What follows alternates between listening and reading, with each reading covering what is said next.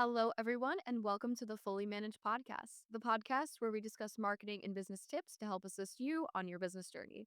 I'm your host, Shannon, Penji's partnership coordinator, and I'm joined here today with a very special guest, Nelson Bruton from Interchanges. Thank you so much for coming on with me today. I really appreciate it. Hello, nice to be here.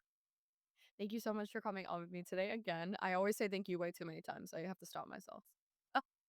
Can you please tell us a little bit about yourself, kind of how you worked your way up to this point, and what you're kind of doing on your day to day right now, so the audience can be more familiar with you?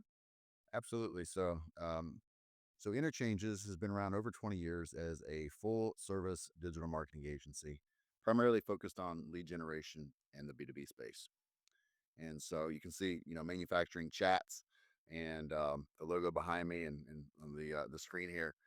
That's one of our brands where we're focused specifically in the industrial manufacturing sector, industrial companies. And so, having been in business in the digital marketing space over 20 years, we've seen the landscape evolve and change quite a bit. And so, we'll get into it in this conversation, but one of the reasons, manufacturing chats exist is because of that evolving landscape in the digital marketing arena. Beautiful. So I know a lot of there's big agency talk about niching down, but focusing on manufacturers, kind of well, one, how did you end up in that space, and then also, do you think that it was helpful to kind of narrow your focus on a certain field? Absolutely. It wasn't helpful. It was critical. It was critical. And so way back, we started as a website design company and started building websites. And then we started having to, okay, websites aren't any good if people aren't going to them. So we started driving traffic through search engine optimization and paid Google campaigns, paid Yahoo campaigns, right? Paid search ads, and then email marketing to drive traffic. And then we started driving traffic to the websites. And we said, well, hey, now we have to convert as much of that traffic as possible. And so we built out our live chat infrastructure. Okay. So live chat window pops up on a website. We'll talk more about that in more detail. But what we did is we kind of built a partner program, 19 years ago, where companies would hire us to build a website, but then do all of those ancillary services. What we now know today is a digital marketing full service agency, right? Back then, there wasn't really a thing called full service or digital marketing agency. So we built the partner program, started doing very well, building up a customer base where they would put us on retainers and we would manage all those aspects to build the site, drive people to it, convert traffic, drive sales leads. And it was all about results, driving results, driving results. The more results we drove, the better our retention was, obviously. And about 8 years ago comes along the whole content, social media started to proliferate, social media marketing, content creation, video. And as we started to kind of try to manage that for our customers and try to build services around that content creation, we realized that's a whole nother arena. That's a whole subset of skills. That's a whole investment of time and effort and energy, not only on our side, but on the client side as well. So there's the whole management of that. And we kind of had to take a good hard look at ourselves and decide, do we want to continue to be that full service agency, knowing that that component has to be a part of it, Mhm. right? Fully managed, right? If you're going to fully manage, uh, you got to do it all. No, so we were like, no, we don't want to do that. So we kind of took a good hard look at ourselves and our client base and said, what is the ones, first of all, what type of customers do we like working with the most? Who are our favorites?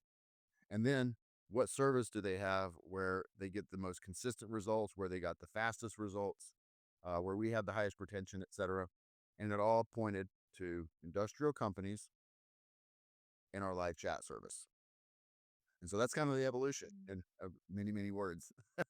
No, that makes a lot of sense, and it's really nice that you were able to adapt to something that you didn't wanna do. Because I feel like a lot of times people are continuously adapting to the newer things in the marketing field, and I think that it's really nice that you kind of paved the way to not do what everyone else is doing, because I feel like that's mostly everyone is constantly adjusting and adding to their agencies, I think, all the time, Yeah. but to be able to focus on something that doesn't have a need for that specific sector is kind of awesome. Yeah.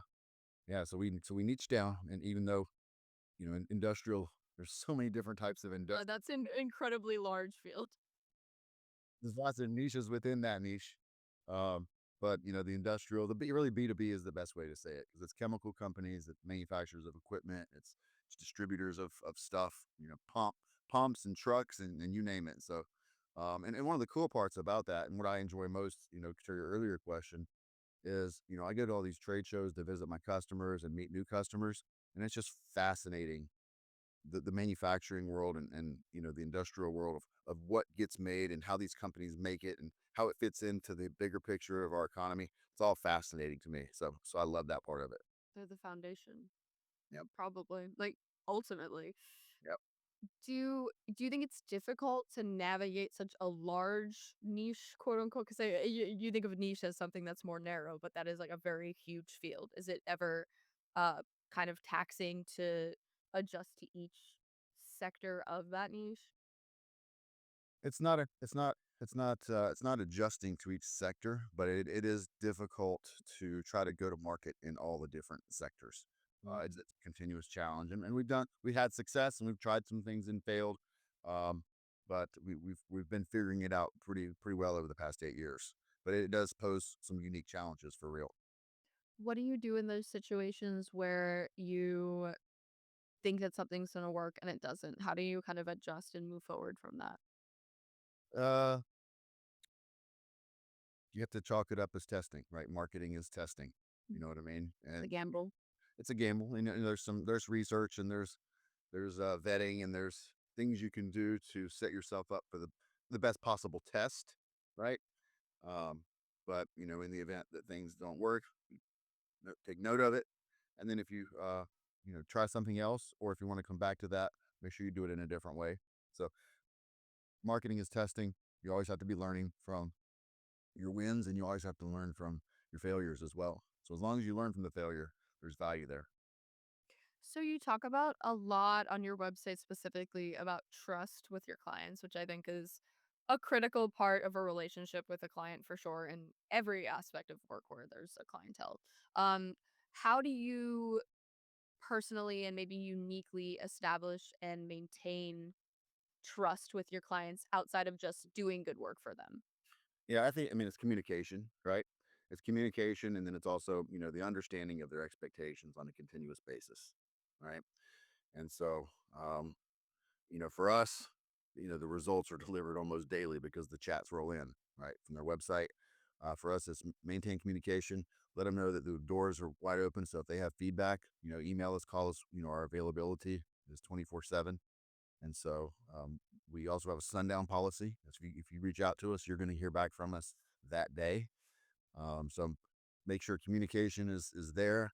Make sure that the honesty is there. If we mess up and something happens, that's not ideal, we address it right away. Say, hey, sorry that happened. Won't happen again. Here's what we're doing to fix it. So treat people like you want to be treated, essentially. Yeah, no, I really appreciate the sundown policy. I don't usually hear that, which I like a lot. I'm sure. Okay, so that actually brings up a good point. Is how do you kind of balance a whatever it takes kind of attitude with like overworking your team, possibly? It's a really good question. And I think it boils down to role clarity with the team. What is the different team members' individual roles, and what are they going to be responsible for? And understanding what the client demands are, so that there's good alignment there. And then we're also a lifestyle company, so we're big on that question, meaning, we don't overwork. And anytime if you start to feel overworked in any particular scenario or with any particular client, you have to tell somebody, right, on your team, and have a conversation about it. And we go right to work and adjusting, fixing, finding somebody else to help support that role. So you know, it's your responsibility, if you start to feel overwhelmed and overworked, to let other people on your team know, so that we can approach it as a team. That's really incredible. I feel like there's not a lot of um institutions, for lack of better phrasing, in place in a lot of agencies and companies to be able to discuss that when it comes up. Um, so it's really nice that you have kind of that open environment to be able to navigate that because I'm sure that there's a lot of spaces in which you just do it or you just do poor work because you're overworked and there's not really a communication there or the pressure is a lot where, it doesn't feel like it's open to communicate. 100%. And we learned the hard way, you know what I mean? Because we've been in those situations where, we have clients can be demanding sometimes because their business livelihood depends on what we're doing for them. And so, if they're demanding and there's a handful of clients that all of a sudden become demanding and there's a lot of work that has to get done and there's a lot of projects they have to get managed. Um, we've been in situations in the past where we had some team members that as leaders, we weren't communicating to them. If you start to get overwhelmed, let us know. And so, it only took a couple times of that happening where we went the other way. We made it very clear and we continue to make it very clear to our team. If you get overwhelmed, it's your responsibility to tell somebody. If you don't tell somebody, that's your fault. Right. Mhm. And so that crystal clear communication within the team environment allows for comfort and, you know, bravery, courage, whatever you want to call it, to go ask for help. It's okay to go ask for help if you get overwhelmed. Yeah, no, opening that door is really helpful and establishing that that's an option is really, really awesome too, because I think that that clarity is enough to make someone feel more comfortable in their position. Especially, I think that it's very difficult for a lot of people to ask for help because it kind of feels like they're, not doing good enough Mm. for themselves. But I don't think that's obviously always true. So it's really lovely to be able to have an environment where you feel comfortable doing that. Absolutely. And to our CEO's credit, Chris Patterson's our CEO, he's our founder. And he basically tells everybody, you're the CEO of your business, quote Mhm. unquote. Whatever your roles and responsibilities are within the bigger operation, you know, you're the CEO of your business. So, you figure out how to inspect what you expect from the team members that you're managing. You make sure that you know how to inspect what you expect as you're assigning tasks to the client and making sure the client gets you what you need. And so he says, you're the CEO of your business. Take care of your business. Treat it like your own because it is. And that allows for him and other leaders in our company not to have to micromanage because we're entrusting other leaders to be their own CEOs. Yeah, no, I think that putting that responsibility on someone can maybe be a little stressful, but it's also really important for them to understand that, that's your work and you should be able to be proud of it. And if you need help with it, then to be proud of it, then you can still do that. Yeah, And I think that that's like kind of a good policy to have or a good slogan for lack of better phrasing. Uh so wait, so I'm curious is so with the sundown policy, do you have people in different areas of the country or areas of the world that are able to answer questions at different times or do you think that it's just okay, okay. we do. But our sundown policy typically means, by, 8 p.m. on Eastern. The end of the work okay, kind of like the end of the Yep. workday. Okay, okay. Yeah. So if somebody reaches out to us in the morning, they're going to get a response by the end of that workday. Okay, okay. That makes a lot more sense. I was just making sure because I was just curious how it was possible. I was tell me if you're overworked, but you might be, it's just, I guess, sundown, not, 24/7, 24, yeah. Yeah. So, for, kind of, okay, wait, actually, this is a perfect part because I was gonna switch topics, but now we can do the game. Okay.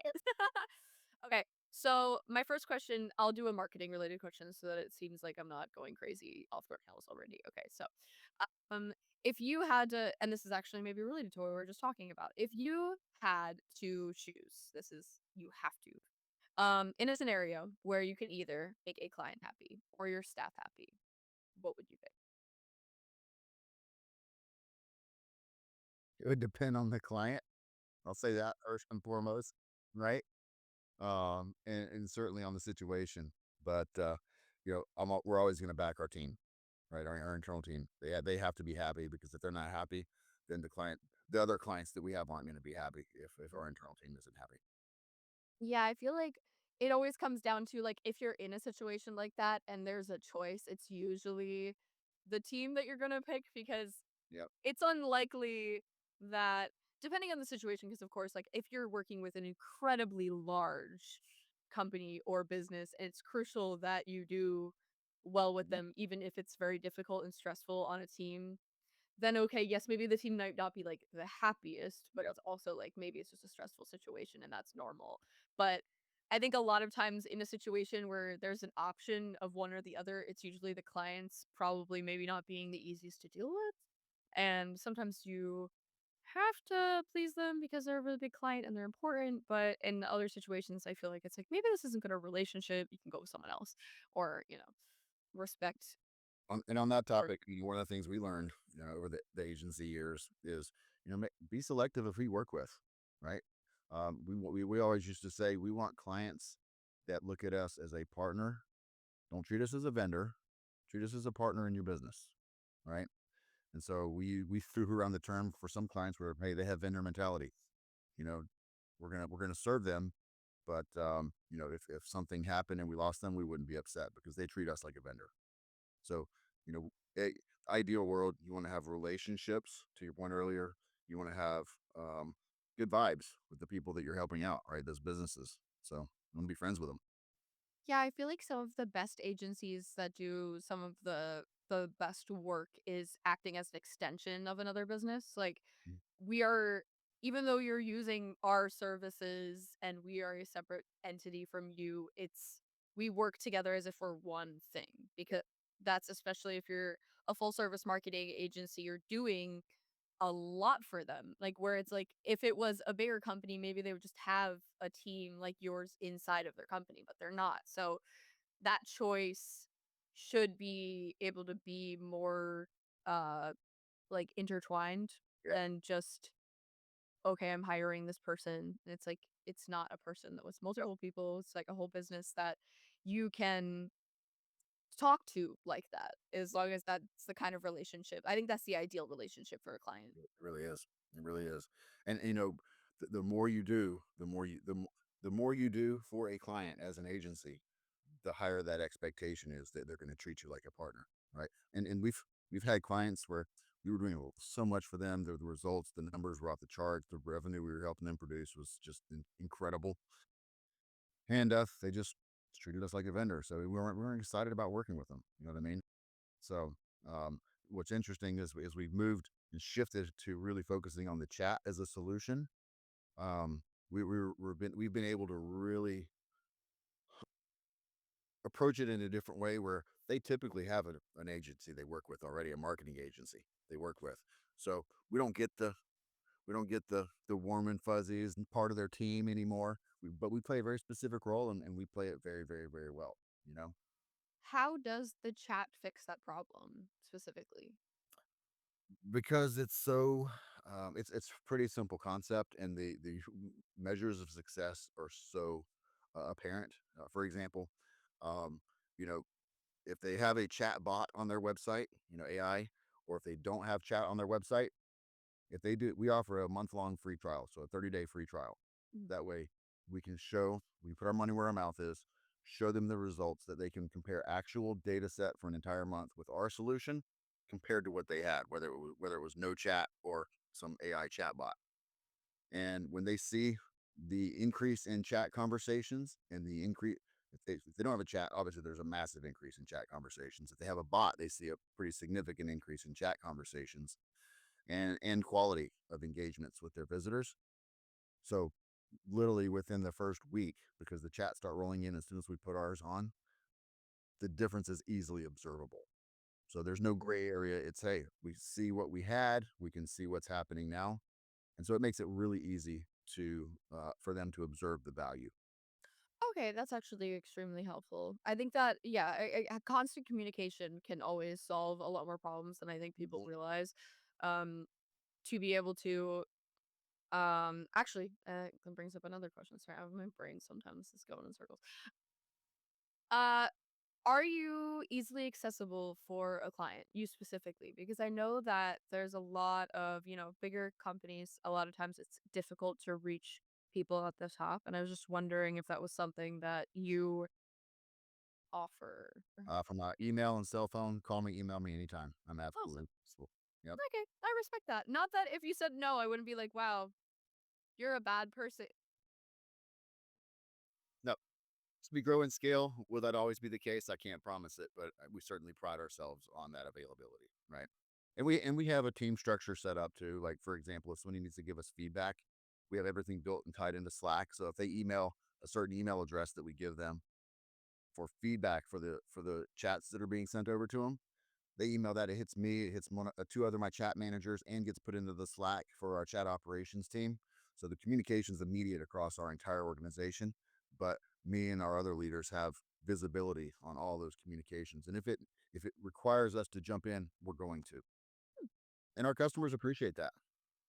Yeah, it's good to be able to also stay on top of those things. Like you because you have access to seeing them regularly, like you can delegate over whether that's something that's worth for you to talk to or that someone else can handle it. I'll give you a real world example. So sometimes on new customers, especially, I'll get copied on their sales chats. So when a chat finishes on a website, we email the chat transcript within about 5 to 10 minutes to their teams. And they just there's multiple distributions that they set up for the different type of chat inquiries. But sometimes I'll see and they come from chats at interchanges.com is the email. And sometimes people will reply to the person in the chat they won't hit reply all, they'll just hit reply and it just comes back to chats at interchanges. I Mm. see their reply, they're trying to actually connect and reply to the person that was in the chat. And I have to email, and I'll email them back right away and say, hey, I think you were trying to reach out to John Smith at this company. Here's the address he provided in the chat. Mhm. And I'll let them know. And they're like, oh, thanks. You're right. Oh, that's awesome.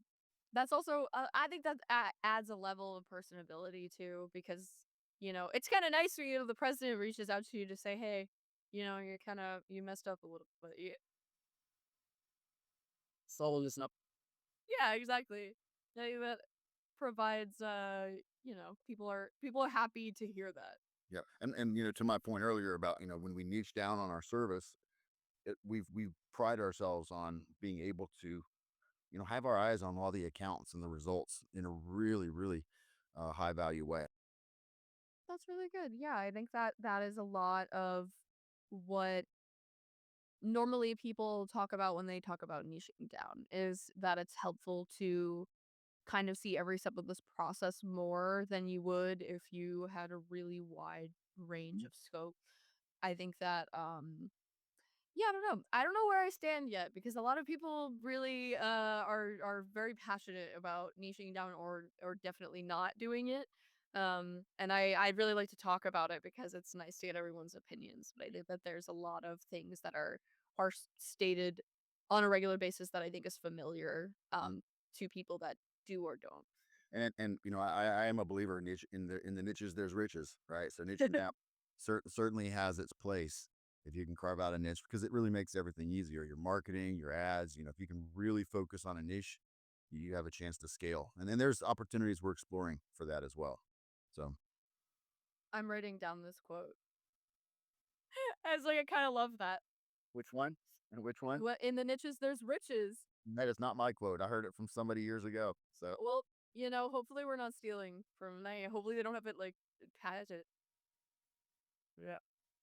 Maybe yeah, okay. Well maybe I'll say editors don't put that as the title because we might be sued. So, okay, so the game. We're back to the game. I'm gonna ask you an absurd question next. So I'll keep you on your toes. Get out of your marketing brain. Okay, how many eggs do you think that you could eat in a day? how many eggs could I eat in a day? Mhm. They can be any style. They just have to be eaten in a waking day, I suppose. So like 24-hour period. 12 to 15. Okay, that's normal. Some people say absurd things. I ask this question a lot just because I don't know. I don't know why I ask this question a lot. It's just something that is popped into my brain. I love eggs. So I love eggs. 12 to 15 is a normal answer though. I've told people have told me 8 dozen. 8 dozen. I think they die. I think they die on the spot from like high cholesterol. I don't know. It's really sick.